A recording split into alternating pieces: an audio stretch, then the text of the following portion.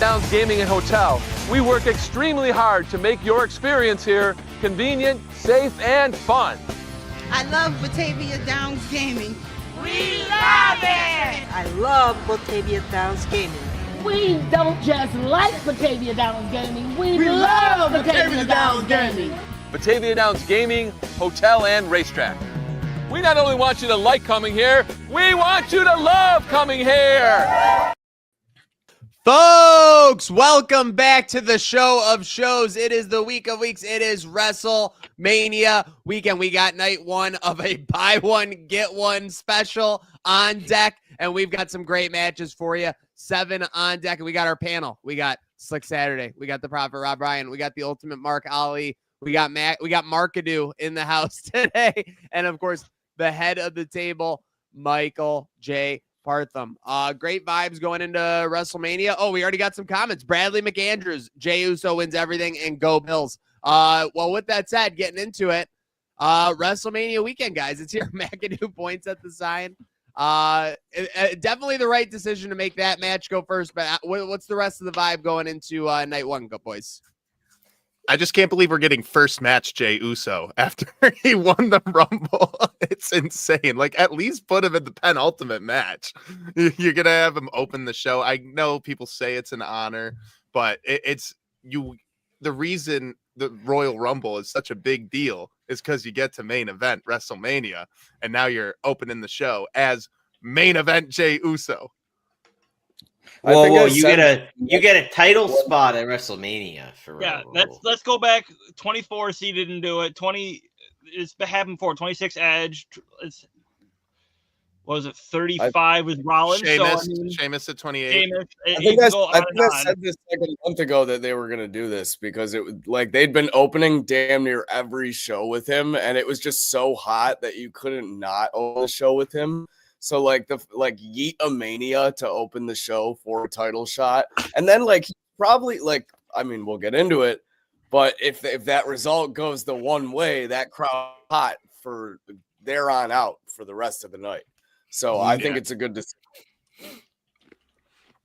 It's just disappointing for me to see because I am a Jey Uso guy. You know, I've that's probably like in my top 5 most listened to songs this year is his theme song because I'll listen to it in the gym. It gets me hyped up. Parthy's steaming now. Parthy literally has smoke coming out of his ears. That's not a sing along, Ali. Why? Why is that? Now it's a sing along. Because people are singing to it. Got it. Okay. Look, we know the history of the Royal Rumble is replete with people who don't finish the night or any night at WrestleMania, and we've discussed this before. It's simply a matter of phrasing. They just have to take main event out of when they announce the beginning of each Royal Rumble. The winner gets a title shot at WrestleMania. That's it. Simple as that. Yeah, it's very simple. I don't know why they haven't done that to this point. Well, it's the showmanship. Because why doesn't WWE be realistic and not make something seem bigger than it is and grander than it is? Oh, I have no clue why they do that. Yeah, know what? It'll be. I can't wait to see those numbers tonight. Can't wait. Yeah, those numbers are going to be crazy tonight for sure. Speaking of which, obviously we'll get into the night one matches.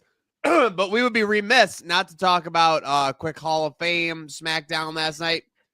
I went on a little bit of a rant in the chat about the Cena Road segment. So I'm all ears, open for him. Was I wrong in saying that it was pretty lackluster considering they hadn't had a face-off in about 3 weeks? I wanted blood. I enjoyed it. But my thing was, so I saw what you said, Maniac. I'm watching this late. I enjoyed what Cena had to say in terms of why he did what he did, side with The Rock in that case. But the thing is, whether I like it or not, it just doesn't make sense. He's like, if you want to win, you have to do what I did. And John Cena's tied for the most winningest champion in WWE history, and he didn't even do anything close to as dastardly up until this point. So his logic doesn't check out. But I like his sports equivalent. I like his sports equivalent would have been like if if Tom Brady saw Matt Stafford with a big win in the NFC Championship or something, he's like, I know I can't beat you. I knew my chances of beating you were 0. Cena saying that his chances of beating anyone are 0. By the way, without mentioning the recent struggles that he was on, singles matches, etc., very foolish, very silly, makes WWE fans feel stupid. Yeah, I agree. I thought that coming out of his 2025 run coming into it, I thought that would be the first story that they would tell, that he needs to get that first singles win, and that would conclude at WrestleMania. It's a bold move going the heel turn, of course, and it's something he's been itching to do, of course, we all know for all these years. But I wish, and Cody mentioned The Rock the last time they were face-to-face, and now Cena's mentioned The Rock this final time that they're face-to-face, but Cena still hasn't given us, why he and The Rock were seemingly on the same page. What if Cody had said yes? What would Cena have done with The Rock? What if Cody didn't come out Elimination Chamber? Cena was literally halfway between the fucking ropes and Cody's music. So don't tell me and I got to rant at you a little bit, Parthy, here. I do got to give you a little shit right now at this moment. Okay. We're worried about AEW not clarifying Freebird rules on the trios titles. Where's the thing where's the item that The Rock handed to Cody a year ago? Where's all the story building in between now and then? It's all a fucking 0. It is literally a 0. Now, again, you can blame that on Dwayne not having his schedule figured out and WWE falling victim to that. But you're going to tell me WWE is a better business when they allowed that to happen? That's bullshit. No. WWE there's a reason this build to Mania sucks. And it's because they've put it into a Rock Cody vacuum that ultimately ended up being nothing. Maniac, when did I ever say that WWE is that much better? They're not. All I'm saying is you want to go nuts about the Freebird thing on AEW. That's like a small pebble, whereas this is like a fucking asteroid coming at your planet.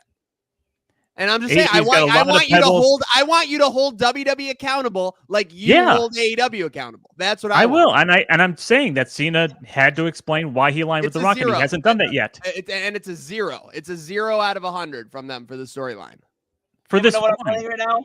The world's smallest fucking violin. Who gives a shit? Let's move on.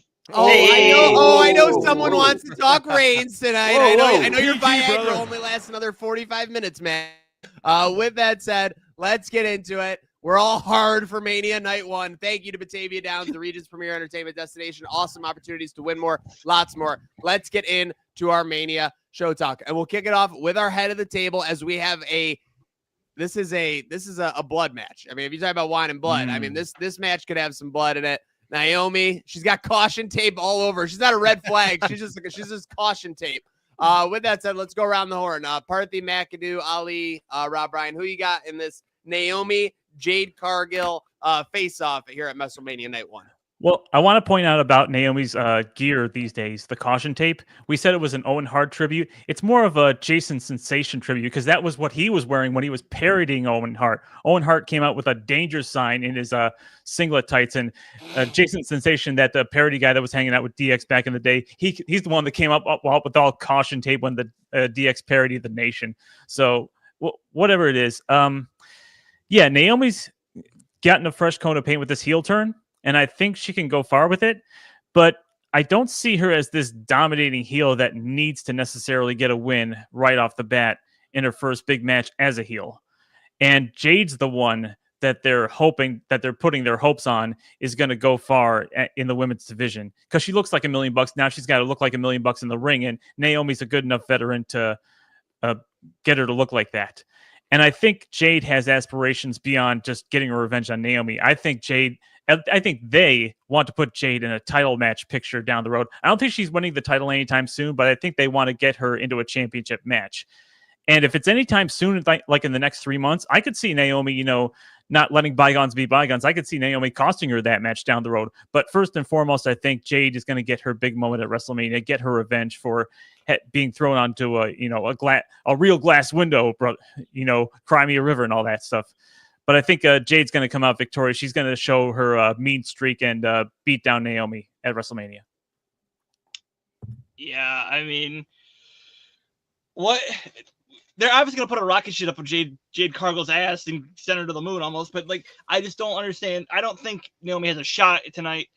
Just give it to Jade. I don't. You can't be disgruntled with a rocket under Jade's butt. She's been on the launching pad. She's been on the launching pad for a year and a half right now. That is, and what have you done with it? The tag team titles that they had, they were not good matches. They were just lackluster. They should have lost one of them because she's going like this, like very well in the WWE thus far. Am I crazy? Like, is Jade bad in the ring in WWE? Like, I haven't noticed her be bad. Like, I don't know. Like, have there been botches or something? I've noticed? She looks sluggish, I think, at some points where like it looks like she's moving slower and not as like it's not smooth motion. You know what I mean? Like it doesn't seem like she's very comfortable in the ring yet. And she's even in the ring. Well, yeah, she's barely in the ring. But she's been in development like this whole time, right? So she's getting ring reps every day. Like you can't be like, oh, she's not getting opportunities on Raw. Like she's wrestling. No, that's not what I meant by that. Like But we're not seeing it. He's saying we're not seeing it. They put her in a does tag team anyone for a not reason. think it's gonna be Jade? Because like I'm just gonna say this. I've never been a huge Naomi fan, but this is the best stuff I've seen her do before. I wouldn't be surprised if Naomi wins and like they try to get some nuclear heat on her for that. Like she does something shady and ends up winning. I think that would be a good route to go, but I still think Jade's gonna win. Anyone in the top row think Naomi wins? No, I was just gonna say I think Jade needs a win, and to Partham's point, they're gonna try and make her look like $1 million now. But I was told she was presented so well in WWE this far.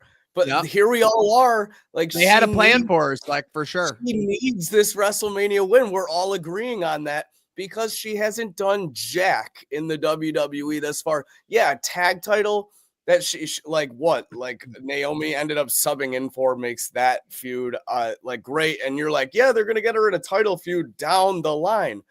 That's all she was doing in AEW. So I don't want to hear this argument that she's been presented better thus far because we're all here in agreement that she needs a win on the biggest stage of them all. So yeah, Jade's gonna win. And let's be fair. Let's be fair when you say that. All right, Mark down there. Shut up, Markadoo. But let's be fair here when you say that's all she was doing in AEW. Yes, that's all she was doing in AEW, but there was no storylines whatsoever. They were just going opponent after opponent, just keeping that title on her. At least I agree that the build is not good in WWE, but let's not say that she was doing better in AEW because she was the title holder when there was no stories whatsoever. She was just handed that title and just going opponent after opponent after opponent until she left. But wouldn't you say her story was that she was basically Goldberg? That ass. Yeah, like what makes Goldberg so good? She was cutting promos on the mic with Mark Sterling and shit. Yeah, come on, Partham. You loved it when she was like, Tony, cut the shit. That's her only thing. If she was telling Tony to cut the shit. Oh, Partham. One line. Was Partham now officially a mark? Partham, up until now. I'm freaking in the middle of all marks around here today. AEW's on the top, WWE's on the bottom. You fucking mark! Hey, PG brother. But yeah, I guess the marks are at the bottom here. The AEW guys are. The marks are missing the point. I'm trying. The marks to are missing the mark. Been presented well in WWE, and you guys are just going to the argument that the AEW run wasn't that good because of this. That's not the fucking point. That's pretty much WWE. I don't even watch fault argument. No, I don't even watch AEW, and I like the build. You guys are like, let's take the argument and put it over here. But I'm saying There's I don't only even one watch person AEW. making that argument that about AEW. The only one person mentioned AEW. Well, AEW's not the argument, bro. AEW's not the argument. You guys There's are some AEW WWE sexual tension going on. There is. So let's move on. We're all on Jade Cargill. It should be crazy match. I expect Naomi to be doing some sketchy shit in the beginning, but yes, I do expect one viral moment from Jade Cargill in this match for sure. Speaking of viral, so many up until this point, she needs another one. Well, right now, this is what I would say, and we can pause this real quick. If you had to point to Jade Cargill's top moment in WWE so far, I would say it was the Royal Rumble last year. Elimination Chamber all the way. when she comes in and just like destroys Naomi. That was fire. And yeah, that wasn't really like that. Like you guys loved that. That was the top moment. Yes, not her that was dominating. Not her dominating the Royal Rumble.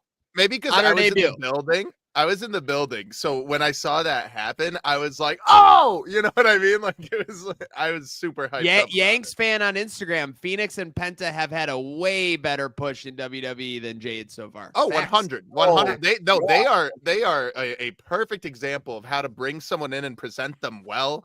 Nick Khan had a plan for them when they came in. That's huge. That's huge. Shout out Nick. All right. Well, we got two guys facing off here, and this is one that has been crazy the last couple weeks. Rey Mysterio versus the big American, El Grande Americano. Yeah. So this is Chad. I guess the question is, will this be revealed? Whoa. Here we go. What are you talking about, Chad Gable?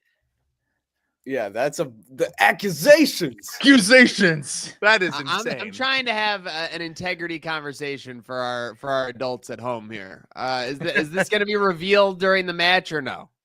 I think it's Kurt Angle. He looks a lot like Kurt Angle. So the funny thing is, I was on TikTok this week, and there was a guy who said like back tattoo on one part, no back tattoo on another. So there could be two different El Grande Americanos. Like a Sin Cara situation. Can we talk about Rey Mysterio? Is Rey wrestling? Yeah, I was going to say. You saw that. I think there's going to be a Rey wrestling, but I don't think it's going to be Rey Mysterio. What? Agreed. Oh, okay. Oh, well, yeah. No, that kind of started last night. That whole it makes perfect sense. They can go right into it from the Battle Royal. But that's perfect WWE logic. Like, oh, we don't have this Rey, but we have another Rey with a mask on. Well, the one thing that I would say is like, please don't put these guys with Rey Mysterio. Rey Mysterio has the opposite of the Midas touch. Anything he touched turns to shit. Look at Santos Escobar. Look at anything in the LWO. It's Does all Dominic count? flat. Because he was a deadbeat dad? No, Dominic literally was failing when he was partnered up with Rey, and then he turned on him and left. All right. I can follow that logic. Yeah, so like, please keep these guys away from Rey Mysterio. When Rey Phoenix gets a spot on WrestleMania Night 1. But it's a lot smoother than finding an opponent for Randy Orton, which we'll get into like Night 2, I believe. I had a theory. Like, I wish that he interrupted that final segment with him. Like, that would be good.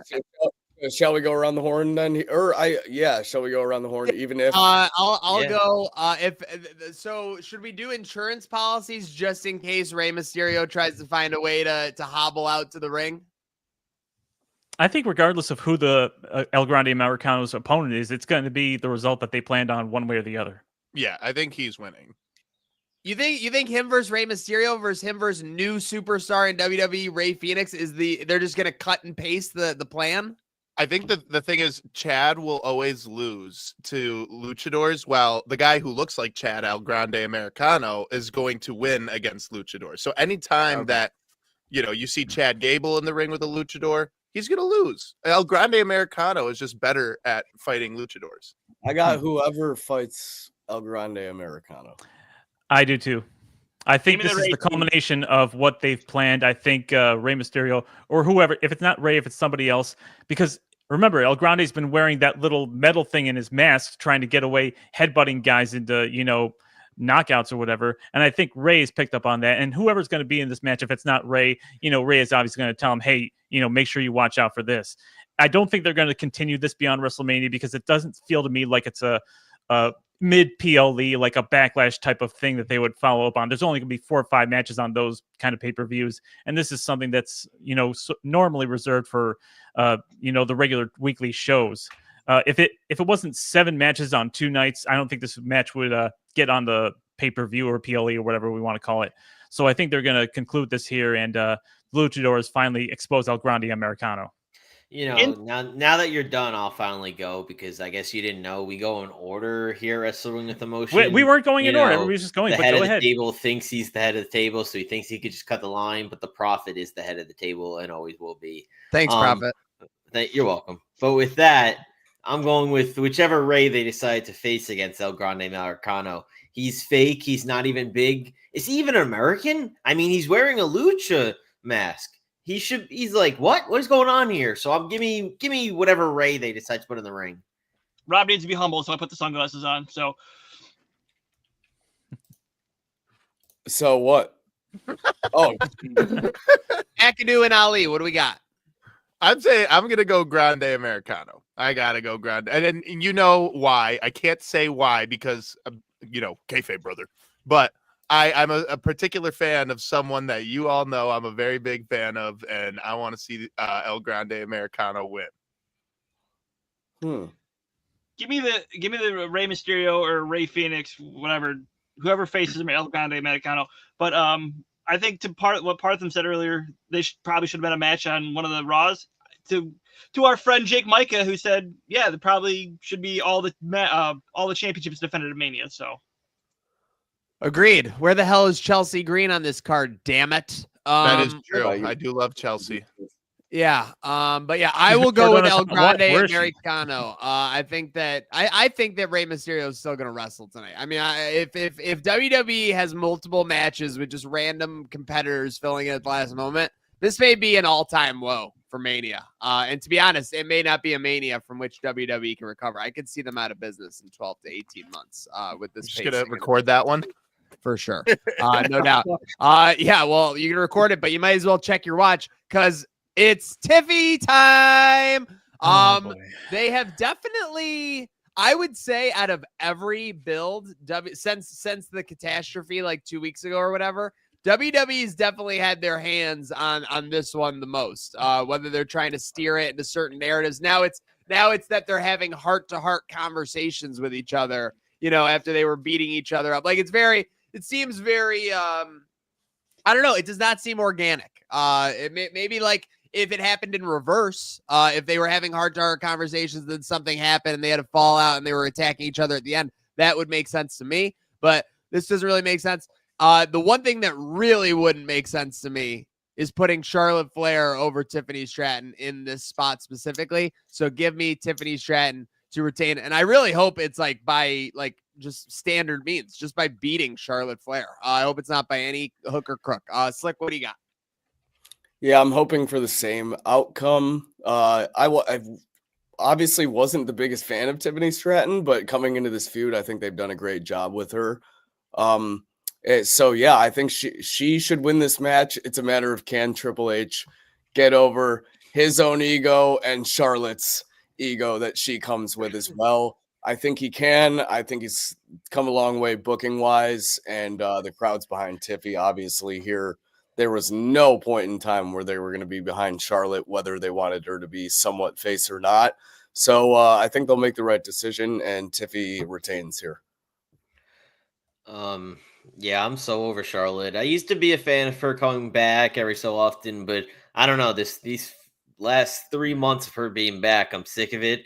It's just it's an annoying story. We got to get Tiffy out of this Charlotte shit because this shit is boring. But it will always be Tiffy time. So give me Tiffy. I'm gonna go with Tiffy time, but I'm gonna say one thing: this feud has done something that no one has ever been able to do.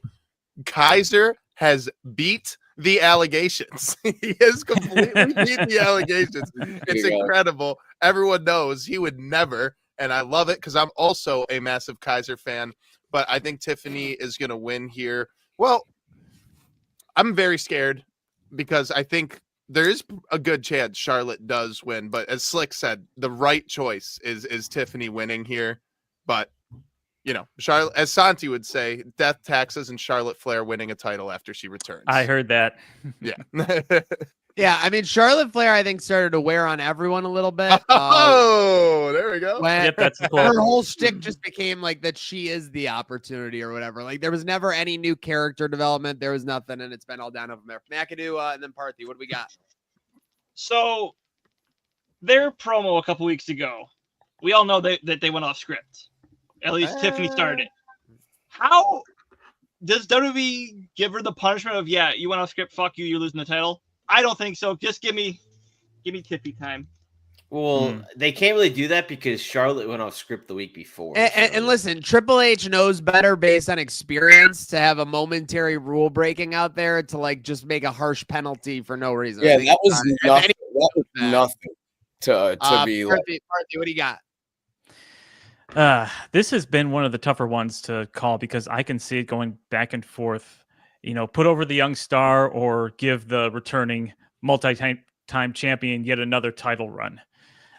She's the winner of the Royal Rumble, but she's won the Royal Rumble before, so it's not like it's going to be her first time being a Rumble and cashing in for a championship. I saw a quote from Charlotte saying about the rumored pay-per-view, the Evolution pay-per-view that would be coming up in July. I don't know if it's been confirmed yet, but they say it's coming up in July. It's been reported. And Charlotte's saying, well, you need main event matches and you need stories for that. I have a bad feeling about this, guys. I'm not going to go with my bad feelings. I'm going to hope. I'm going to say, I'm going to believe that they'll do the right thing and put over the young star. You know, the crowd's behind Tiffany, and it's not just that the Charlotte's generating good heel heat, brother. She's generating go away heat at this point, and it's even more cringe because she was trying to give the sympathetic promo her first night back after the Rumble, talking about stupid. how Ashley. After all this time, Ashley, are you serious? Yeah, I mean, talking about her, they didn't even really. Did you see one vignette about her, you know, rehabbing, like in the gym, preparing to come back or something like that, trying to drum up the interest, drum up the sympathy, drum up the Triple H, you know, at Madison Square Garden, you know, come back so she can get a big pop and everybody's happy for her that she's back. But at the end of the day, you have to put over Tiffany Stratton. I do have a bad feeling that they're just gonna have that Charlotte's. This should be a new WWE. It's not, you know, Vince's WWE anymore, where it's his way or the highway. Damn it!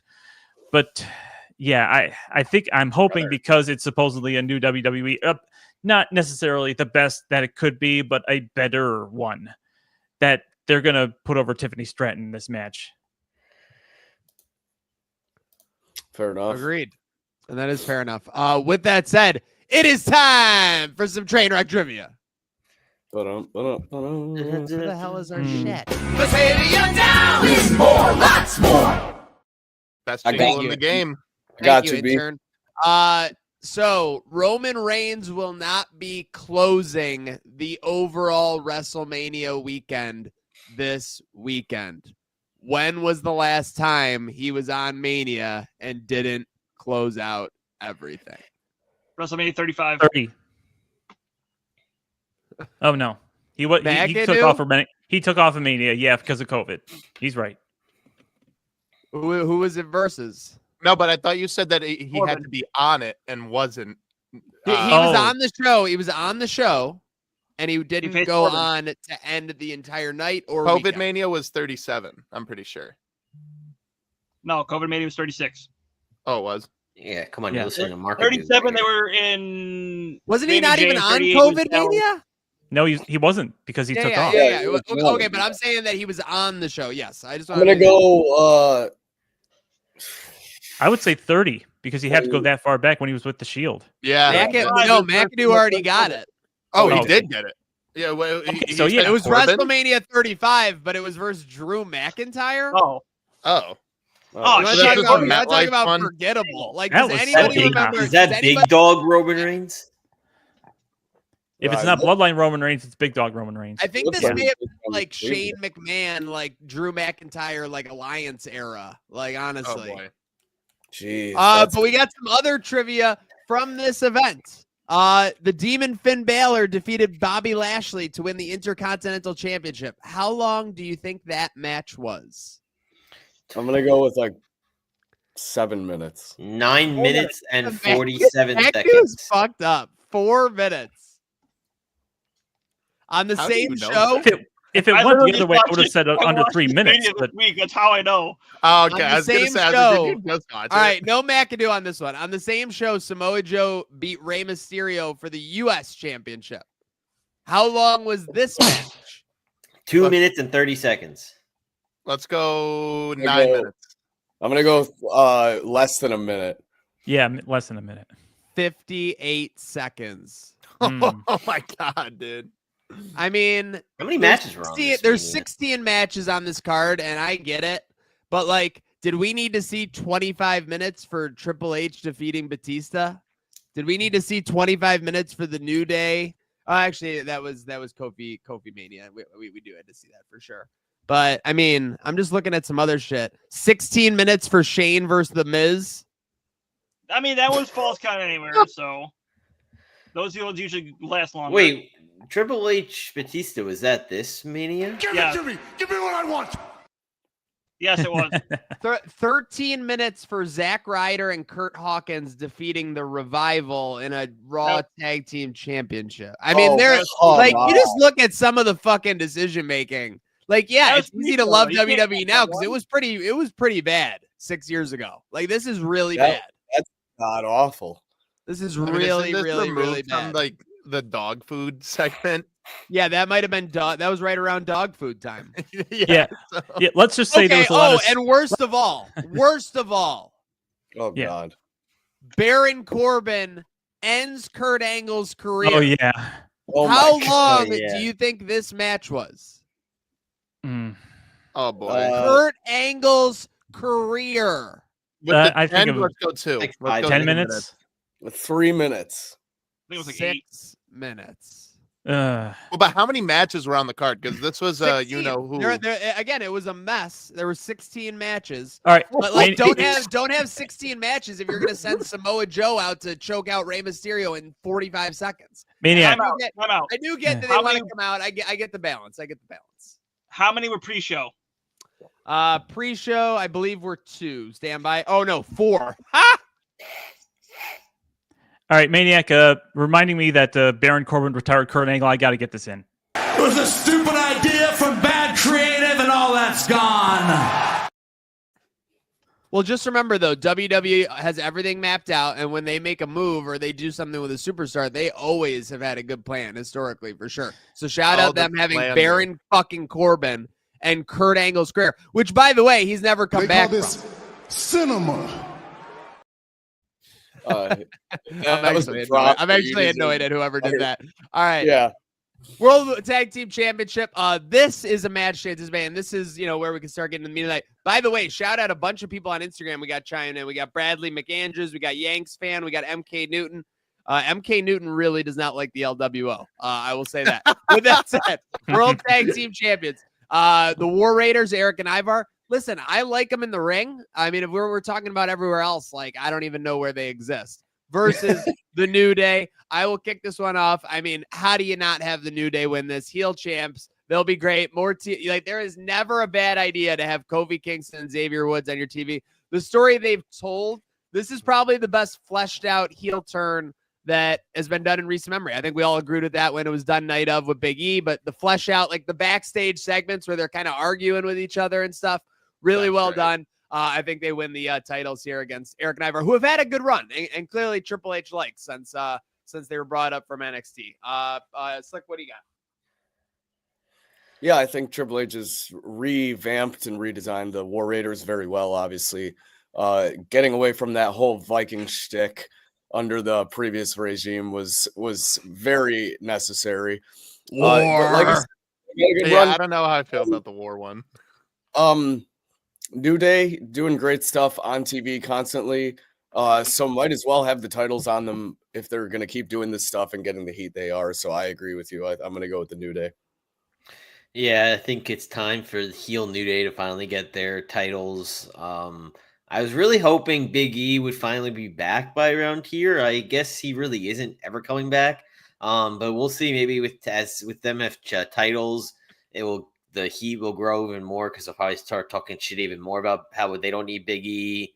But who knows? But New Day's going to win this one and get the titles back for the first time in what?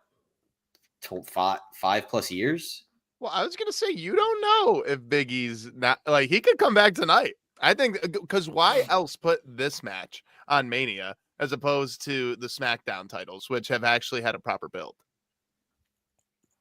It's true. I just don't see that happening. It might be just wishful thinking, but obviously I'm just gonna say New Day prediction in the books. But I also would like a Big E return here if possible. Wishful thinking. Please give it to me. Give me what I want.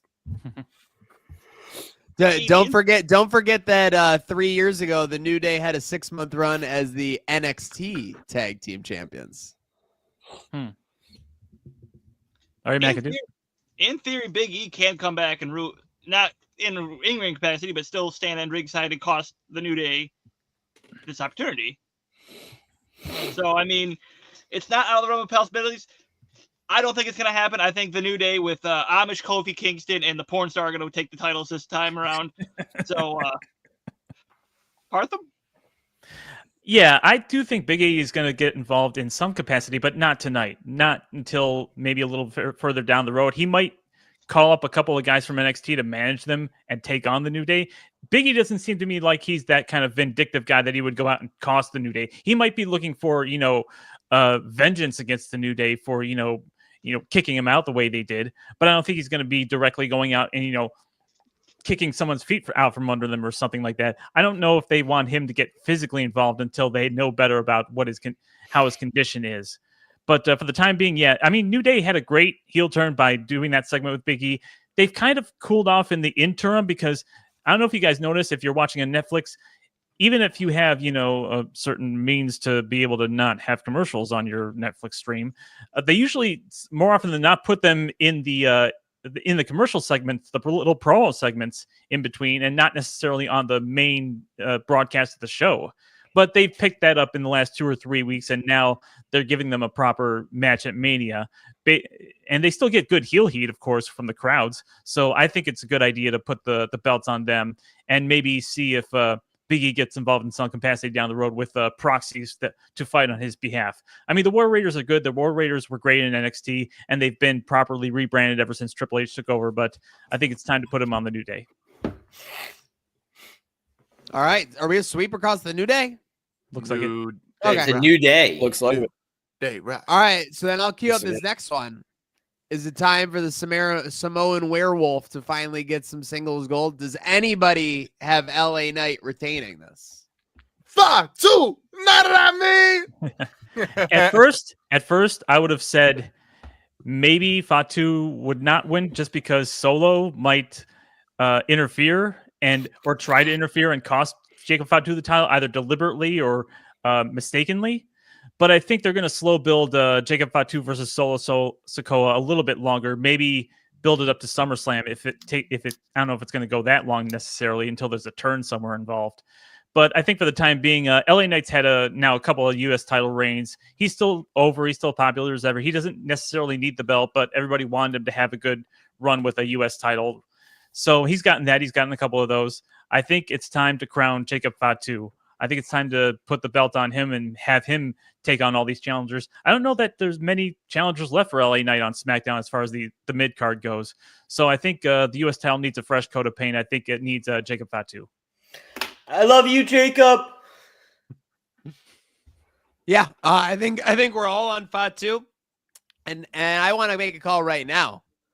I think that LA Knight will challenge for either the heavyweight title or the WWE title within the next 100 days. I think this is going to be the equivalent of when Gunther lost his, to Sami Zayn, and then kind of just middled his way into the heavyweight picture, like right away. Like that's what this run did for LA Knight. LA Knight, obviously a star, and this is what you do with a star. You make other stars in the WWE. So I think this could be a night one stealer for sure, especially and watching the director's cut of the best match of last year's Mania, closing out the show Sunday night. Yeah. LA Knight is in the ring for seemingly no reason. Like, they were positioning him to be like one of those top guys, and it feels like this year he kind of got shifted back to the mid card. So maybe they're going to try to do that again because they clearly had some ideas for him last year if they're going to have him celebrating with Cody being in that big group in the ring with him. WWE, I mean, they do tend to I give them a lot of shit because they're the top dogs, so they're very easy to criticize whenever they have one little hole in their game. But they have done a good job the last like 5 to 8 years of when they elevate someone up, they typically, when that person loses a title or has any come down, they then use that person to elevate like other stars, or they use them to elevate mid titles to kind of make it make sense and kind of elevate the rest of the brand. So I wouldn't be. I think that's what LA Knight did for the U.S. title. He was the superstar, obviously running around with it. But yeah, we'll see where he ultimately goes from here. But I think it's Jacob Fatu's time, especially to take over that alpha dog as the Samoan werewolf. I still don't know if the Samoan werewolf's a real thing, but sounds badass.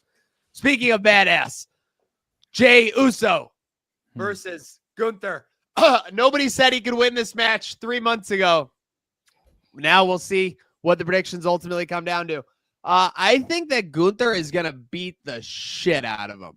Honestly, like I think that you might see him like within a pulse of death, everything like that. This will be the ultimate comeback. This will be Kofi Mania. This will be the Miracle on Bourbon Street. This will be the craziest. And in a weird way, McAdoo actually, I think, mentioned this earlier. Same trajectory as Rollins not too long ago, winning the Rumble and then ultimately opening WrestleMania for a championship shot. So not exactly the end of the world there. And it'll all depend on the execution. But Jey Uso, I'll be honest, when they started, like Jey Uso being a main title holder in WWE seems crazy or whatever. But this was like a 4 to 5 year build, essentially. 4 to 5 years ago, when he was having those shots in the Thunderdome against Roman Reigns, he was plus like 2,000. He was 20-1 to win those matches. Now when he's having matches, he's no more than like a 2-1 underdog, etc. like that. So they've definitely morphed this character. Very cool to see. Shout out, obviously, the Bloodline storyline for being a big part of it. Jey Uso ultimately gets it done. I would say this match is definitely coming in at like 23 to 28 minutes, if not longer. Parthy, let's go to you, and then let's wrap up back to Slick. Who do you got? Jey Uso, Gunther, World Heavyweight Championship. First of all, I had a good laugh on at least a couple of occasions on this week leading up, because I've seen at least 1, maybe 2 outlets that actually predicted that Gunther is going to win this match. Mate, you're delusional. I don't think it's too crazy. I think Uso will, but I think it is hysteric.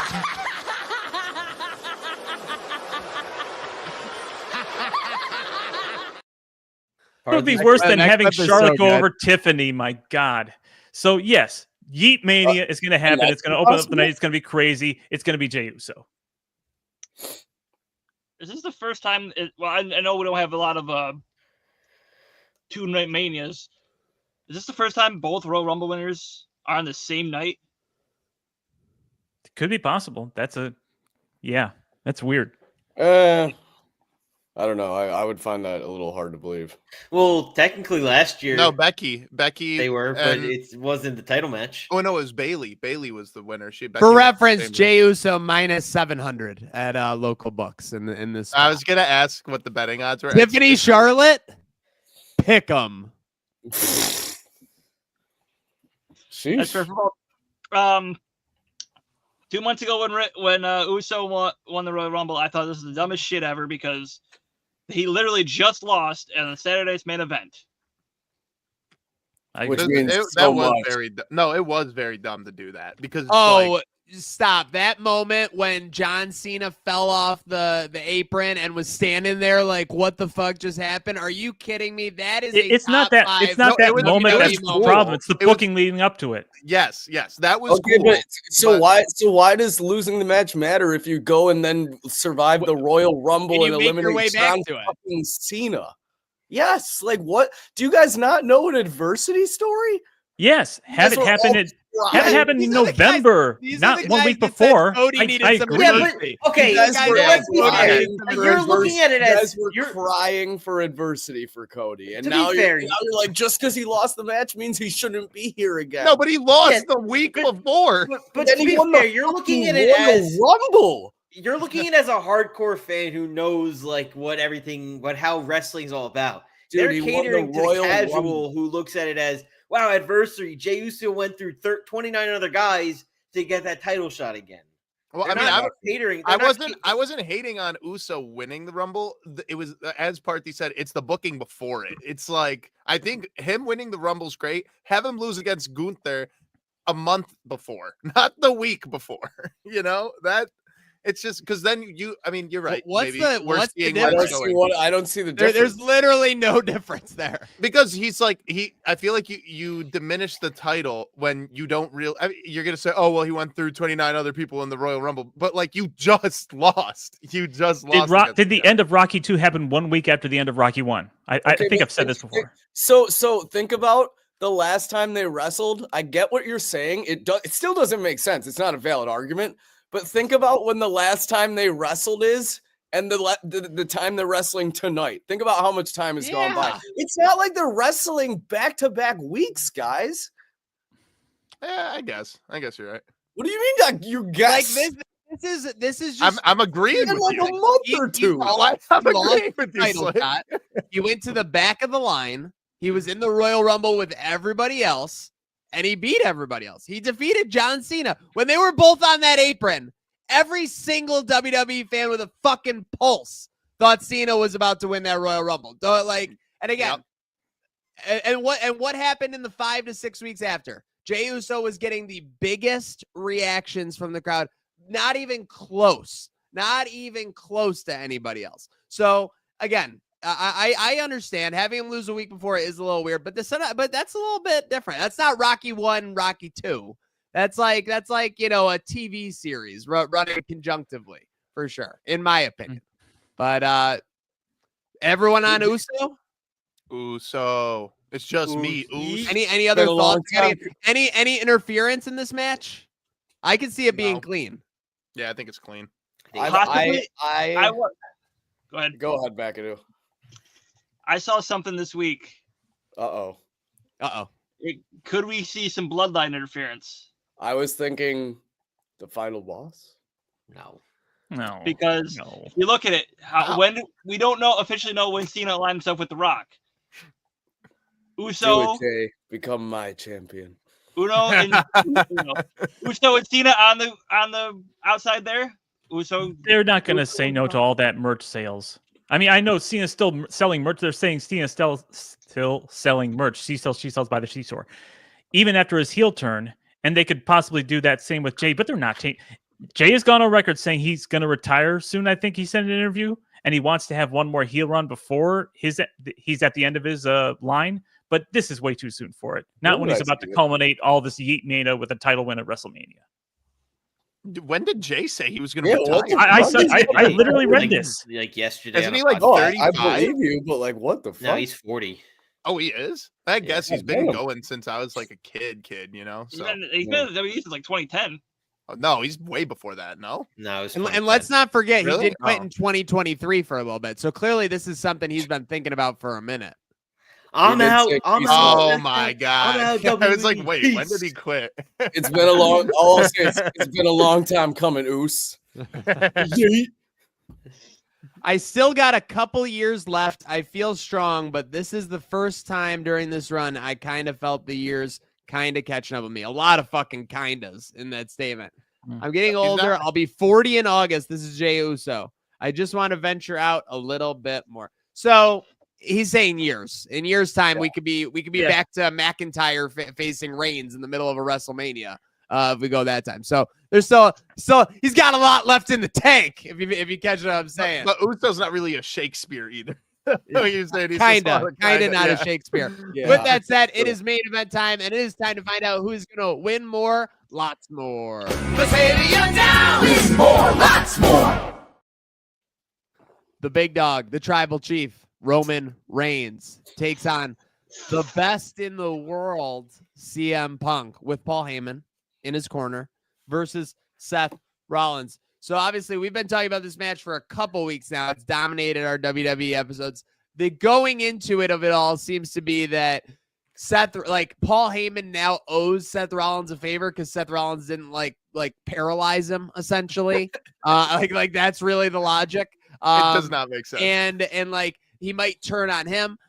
I'll go first, and then we'll go to Slick, and we'll end up with our head of the table, Partham, for however long he wants to take, telling us how CM Punk's going to get this win.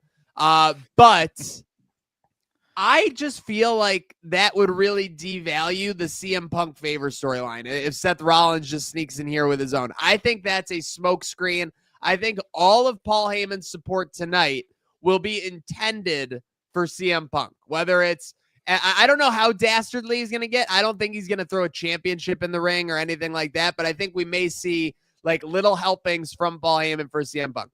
With that said, overall, I do have Seth Rollins winning this match. I think that this is a fight for the life of wrestling, et cetera, et cetera.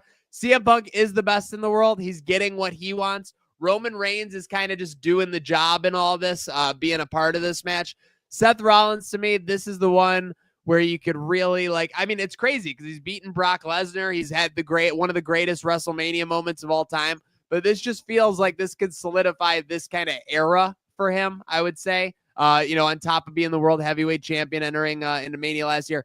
So give me Rollins in this. He is a slight favorite at the books, but Reigns is plus 250. Punk is pick'em, and Rollins is minus 200. I got Rollins in this one.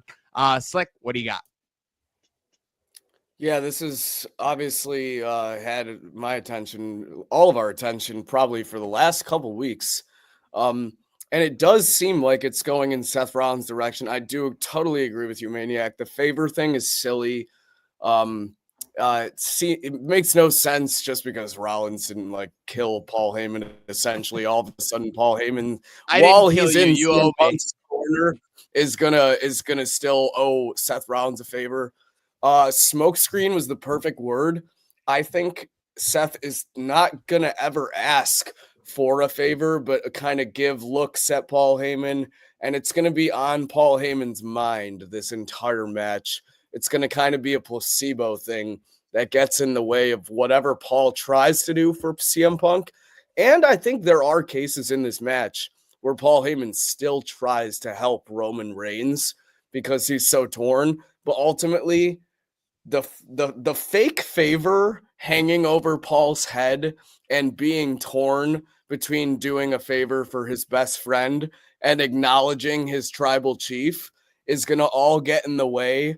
And Seth is going to do what he's done this whole build, and it's construe these two with the manipulation of Heyman to take each other out, and he's going to find a way to stomp both and come away with a victory in this match. Prophet, what you got? Yeah, so I do think the favors will come into play, but I think it's a totally different. I think it plays into the final boss and it plays into Cena. I really do think Rollins is that third member of their whatever they're calling their the soul gang, or I don't know, however you want to name it. But I do also think Heyman, we always mention, Heyman has the final boss on speed dial. We all know that. I do think the final boss and Cena play a factor in this match. I don't think right away, maybe the final boss, but I do think somehow this main event will play into main event night 2 because they saw how successful it was last year. And I think they're going to keep doing that whole night 1 plays into night 2 for now WrestleMania and SummerSlams going forward. But give me Rollins. Oh, real quick, I forgot to mention too. Partham, make sure you're on Beast Incarnate watch tonight, just in case. Yeah. It would be nice in a different dimension, but I don't think it's happening. Allie, what do you got? I hate that I have to say this because I personally think that he's just such a whiny piece of. I hate him. Seth Rollins is gonna win, though. I think. The fuck? I think Paul Heyman is gonna get. I think Paul Heyman is gonna be the catalyst as to what costs both Roman and Punk the match. I think it's kind of clear as day that that's going to happen, and I think they also could spin it in a way where it looks like Paul was helping out Seth when in reality he was just conflicted. It's clear as day to me that Seth will win this. I hate him though, and I think he should turn heel ASAP. I need to work on my Seth Rollins laugh. Yeah, like that. So that's pretty good. You guys are counting out the head of the table, guys. What is all this? I mean, Not me. He means Roman. Oh God, here we yeah, go. the actual Sorry. head of the table. Come Yes. on, boy. Actually, hell no. I'm the You head of guys the know where table. my heart is. You know where my heart is. It's Seth freaking Rollins time, baby. Of course. It's time. It is time. He finally gets his moment at WrestleMania. Finally. Colby, leave us alone. Come on, Colby, get out. Okay. We don't want you here. It's been 10 years since he won the title in his main event, which shouldn't count for him. He doesn't even count it. So. Oh, I don't count it as a main event, but it was definitely a moment. Partham, take us home. All right. So Paul Heyman is conflicted between CM Punk and Roman Reigns. He's going to come out with Punk. He's going to fulfill his promise, favor, whatever you want to call it. But in the middle of this match, his heart's going to be torn because everybody's going to be down and he's not going to know who to give an assist to. It is a triple threat match. Keep in mind, guys, that means no DQ. So, I mean, he can just hand a chair to Roman if Roman asks him for one. And you know what? I thought of this the other day. Maybe Rollins is in a vulnerable position. Roman says, hand me a chair. And Heyman is like, he gets a chair, but he's hesitant to hand it to him because all the abuse he's suffered at the hands of Roman Reigns in the last couple of weeks, just because he chooses to fulfill the favor for CM Punk of coming out with him, in his entrance and being in his corner for WrestleMania. Maybe it plays out where he decides to repay the favor, but just by not handing Roman that chair to do that shield, stab you in the back move that they've been doing to each other back and forth, apparently for the last year. I think that Heyman's reasoning is going to be, well, both Punk and Roman have put me into a rock and a hard place, no pun intended, because I do think it's going somewhere in that direction for night 2. I've heard those rumors, and I think it makes perfect sense. What's in going in what direction for night 2? The final boss won't be involved in tonight, but Seth Rollins will be involved, I believe, with the final boss the next night in some form or fashion. But we'll get to night 2 when we get there. Ultimately, no, I'm not picking CM Punk to win this match because he's already got what he wants, and that's a main event. It's gonna be Seth Rollins. Oh my God! All right. Seth Rollins. Tonight was open mic night, bitch. Way too many weird laughs going on around here. So we swept New Day, Fatu, Uso, Rollins. So this is kind of a little lame card. Everyone kind of knows what's going to happen. Well, yeah, but I think that I'm getting shades of WrestleMania 31, where the build was mid. Yes. And then the show was like, oh, this is amazing. The build was mid. The Raw before WrestleMania did end with Brock Lesnar and Roman Reigns having a tug-of-war match over the title, which is one of the worst things that's ever happened. But everyone does forget that Brock Lesnar then signed a long-term contract with WWE that Thursday and went on SportsCenter that day to talk about how he was going to be with WWE forever or whatever. And because the whole speculation was that he was going to clearly lose the title, his contract was running out, etc. The build sucked. But then when he did that Thursday, it did add a nice little niche to, whatever was happening there. Speaking of niche, I got to present this real quick. I did not I've never seen this before. Odds for Roman Reigns, Seth Rollins, CM Punk. Oh yeah, I was going to ask about those. Well, I already said them. It was Rollins minus 200, Punk even, Reigns plus 250. But there's odds. Hold on. Oh, who Heyman helps? No. Oh, there's odds for who Heyman leaves the ring with.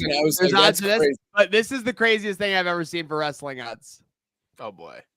First near fall. Wow. Oh. Okay. Does that mean first person? Who knows?